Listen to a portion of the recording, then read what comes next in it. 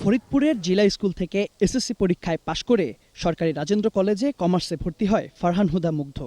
ঈদের কয়েকদিন আগ থেকেই বাবা সাবেক প্রধান নির্বাচন কমিশনার এটিএম শামসুল হুদার ভাই রফিকুল হুদার কাছে নতুন মডেলের মোটরসাইকেল চেয়ে আসছিল সে। কিন্তু একটি মোটরসাইকেল থাকায় নতুনটি কিনে দিতে অস্বীকৃতি জানান রফিকুল হুদা। এতে ক্ষিপ্ত হয়ে মুগ্ধ পেট্রোল ঢেলে আগুন ধরিয়ে দেয় নিজেরই বাবা ও মায়ের শরীরে। নিমিষেই আগুনে ঝলসে যায় হতভাগা দম্পতি, আহত হয় মুগ্ধ। শরীরের ৯৫% পুড়ে যাওয়া রফিকুল হুদাকে নিয়ে আসা হয় ঢাকা মেডিকেল কলেজ হাসপাতালের বার্ন ইউনিটে।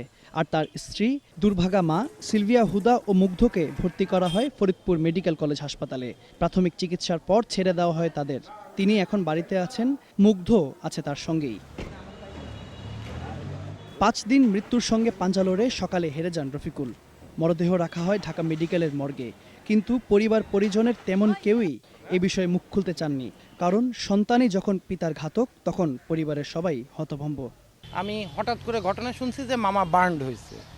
এটা শুনে আমি শরীয়তপুরে চাকরি করে ওইখান থেকে ঢাকায় চলে আসছি। এর মাঝে কি ঘটনা হয়েছে এরকম ক্রাইসিস পিরিয়ডে এটা শোনার সময় সুযোগ কোনোটাই আমার হয়নি। রফিকুলের এমন অবস্থা শুনে তাকে এক নজর দেখতে মর্গে ছুটে আসেন বন্ধু রমনা থানার এসআই গোলাম আম্বিয়া। শোকে কাতর হতভম্ব আম্বিয়া জানান, তিনি শুনেছিলেন মুগ্ধ বন্ধু বান্ধবের পাল্লায় পড়ে নেশার সাথে জড়িয়ে পড়েছিল।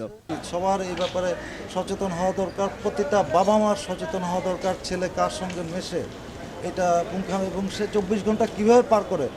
অন্যদিকে ফরিদপুরের কোতোয়ালি থানার ওসি জানিয়েছেন, পারিবারিকভাবে কোনো মামলা না হলে পুলিশ বাদী হয়ে মামলা করবে।